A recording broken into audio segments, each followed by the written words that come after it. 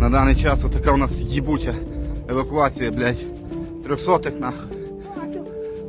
Машина, блядь, пизде. Пацанчик, вот.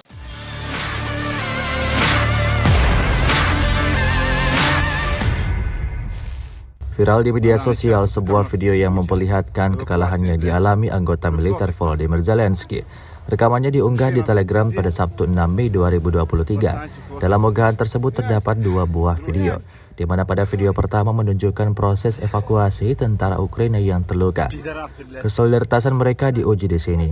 Tampak sejumlah tentara Ukraina dengan kompak mengangkat rekannya yang terluka itu sambil berjalan kaki. Pada video kedua terlihat tentara Ukraina lainnya yang alami luka pada bagian paha diangkut dengan menggunakan mobil oleh sejumlah tentara Ukraina. Beruntung mereka yang terluka masih bisa bertahan hidup. Hingga video ini beredar beragam respon dituliskan warganet.